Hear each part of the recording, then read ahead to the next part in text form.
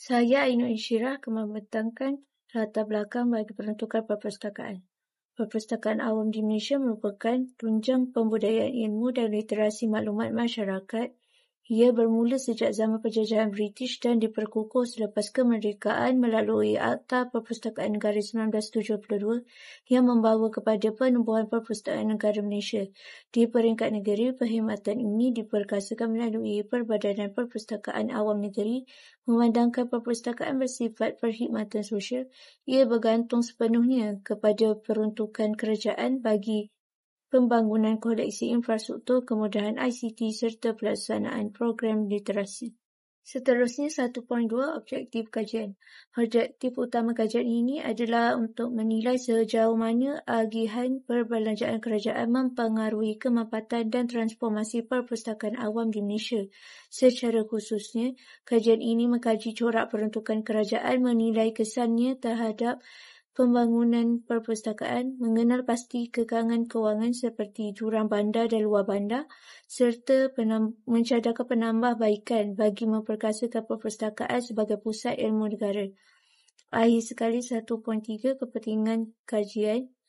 Dari segi kepentingan, kajian ini memberi manfaat kepada kerajaan dalam perancangan bajet yang lebih saksama, membantu pengurusan perpustakaan, meningkatkan keberkesanan perkhidmatan serta menyumbang kepada pembangunan masyarakat berilmu. Selain itu, kajian ini juga menambah rujukan akademik dan boleh dijadikan asas kepada penyelidikan akan datang. 2.1 Struktur peruntukan perbelanjaan kerajaan Malaysia. Peruntukan perbelanjaan kerajaan merujuk kepada kewangan yang dibelanjakan bagi operasi harian dan pembangunan negara. Perbelanjaan kerajaan terbahagi kepada dua kategori, iaitu belanja mengurus dan belanja pembangunan. Belanja mengurus melibatkan gaji pinjaman awam, penyelenggaraan infrastruktur, bantuan sosial dan perkhidmatan awam.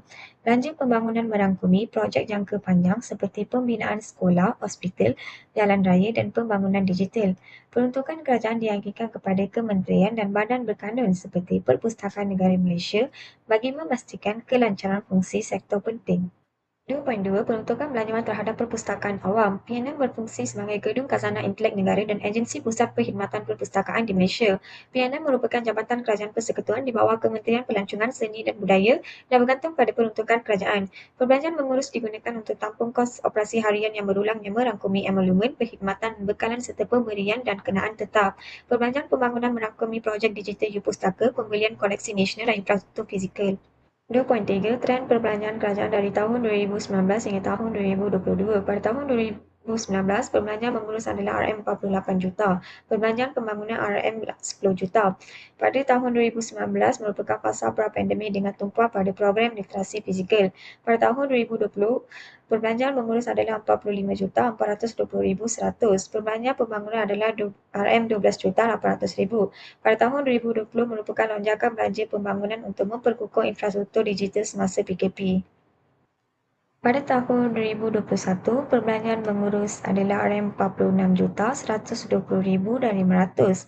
Perbelanjaan pembangunan adalah RM8,500,000.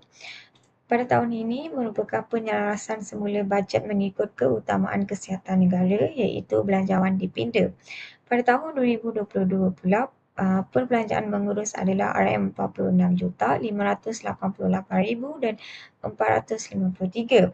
Perbelanjaan pembangunan adalah RM11,500,000. Pada tahun ini merupakan fasa pemulihan dan permekasaan agenda rancangan Malaysia yang ke-12. Seterusnya, kita pergi kepada impak peruntukan terhadap perpustakaan awam. Yang pertama, perolehan bahan bacaan dan sumber digital. Peruntukan perbelanjaan kerajaan memainkan peranan penting kepada perpustakaan untuk memperkayakan koleksi bahan bacaan dan sumber digital. Kita semua tahu pada era kini, untuk mendapatkan bahan bacaan dan sumber digital adalah mahal untuk mendapatkan bagi individu dan institusi kecil. Namun, dengan dana kerajaan, perpustakaan dapat menampung kos langganan pangkalan data akademik dan jurnal antarabangsa yang tinggi melalui dana tersebut. Perpustakaan juga dapat membeli secara pukar dan langganan konsortium memberi akses percuma kepada jutaan e-buku dan artikel ilmiah. Secara tidak langsung, langkah ini dapat membantu kerajaan untuk mengurangkan asimetri maklumat dalam kalangan masyarakat.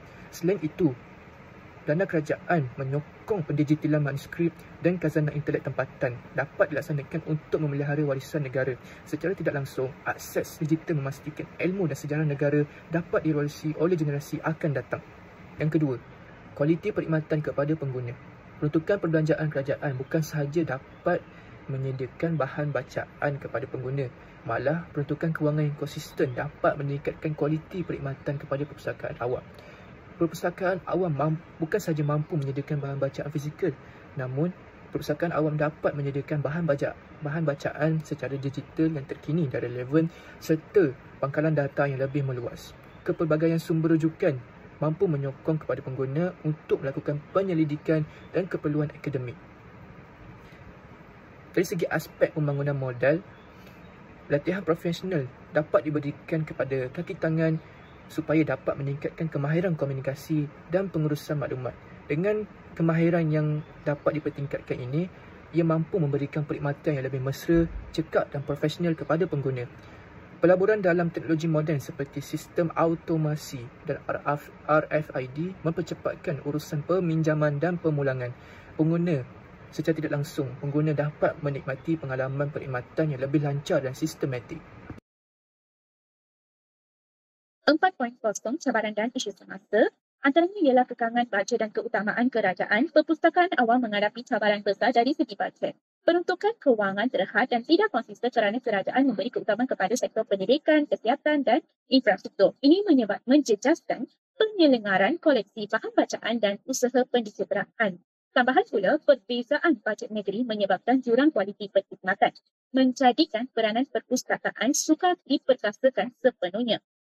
Seterusnya, jurang bandar dan luar bandar. Perpustakaan di bandar lebih mudah diakses dan mempunyai infrastruktur lengkap. Sebaliknya, perpustakaan luar bandar menghadapi jarak jauh, pengangkutan terhad, kemudahan dan ruang yang kurang. Koleksi bahan bacaan pula kadang tidak menepati keperluan setempat. Kesemua faktor ini menyebabkan perpustakaan luar bandar kurang optimum sebagai pusat pembelajaran dan komuniti. Seterusnya, cabaran pendigitalan dan teknologi maklumat. Infrastruktur ICT tidak seragam, terutama internet dan peralatan. Literasi digital pengguna dan kaki tangan masih rendah, memerlukan latihan berterusan. Selain itu, kos langganan pangkalan data digital dan pembangunan sistem atas talian juga tinggi. Semua ini menyukarkan perpustakaan menyediakan perkhidmatan digital yang efektif dan relevan. Kesedaran dan kadar penggunaan adalah salah satu cabaran. Walaupun kemudahan perpustakaan semakin moden, tetapi tahap kesedaran masyarakat masih rendah. Ramai menganggap perpustakaan hanya tempat meminjam buku. Kurang aktiviti interaktif juga mengurangkan tarikan terutama bagi generasi muda yang lebih cenderung untuk menggunakan sumber digital. Ini menimbulkan cabaran untuk memastikan perpustakaan kekal relevan dalam era moden ini. Seterusnya saya akan bentang pasal 5.1 cadangan dan penambahbaikan peruntukan kerajaan. Yang pertama, menambah belanjawan perpustakaan bagi menaik taraf infrastruktur dan kemudahan digital. Seterusnya, memfokuskan peruntukan kepada sumber digital seperti e-buku dan e-journal, menyalurkan peruntukan mengikut keperluan dan jumlah penduduk setiap negeri, menyediakan dana khas untuk program literasi dan aktiviti komuniti. Akhir sekali, melaksanakan pemantauan bagi memastikan peruntukan digunakan secara berkesan. Seterusnya, strategi pemerkasaan perpustakaan awam, iaitu tingkatkan peruntukan dan kecekapan kewangan untuk projek digital, perkasa koleksi digital dan kemudahan pembelajaran, menjalankan program komuniti dan aktiviti interaktif, mengukuhkan kerjasama dengan sekolah, universiti, NGO dan sektor swasta, dan akhir sekali jadikan perpustakaan sebagai pusat ilmu sepanjang hayat. Seterusnya ialah peranan pihak berkepentingan. PNM dan Kerajaan Persekutuan berperanan dalam menyelaras pembangunan, latihan pustakawan dan pemeliharaan koleksi. Kerajaan negeri pula berperanan dalam mengurus operasi perpustakaan, program bacaan dan pemantauan prestasi.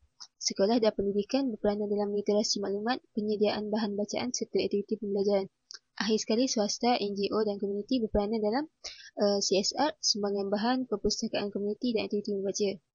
Hala tuju perpustakaan awam di Malaysia ialah untuk menjadi transformasi digital, iaitu digitalisasi e-buku, e-journal, katalog dan perpustakaan maya. Seterusnya, pusat komuniti dan pembelajaran sepanjang hayat, iaitu aktiviti komuniti, bengkel, seminar dan kursus kemahiran. Integrasi dengan pendidikan dan teknologi, iaitu kerjasama dengan sekolah, universiti, institusi teknologi. Pendekatan inklusif pula ialah kemudahan untuk warga emas, LKU dan komuniti kurang berkemampuan.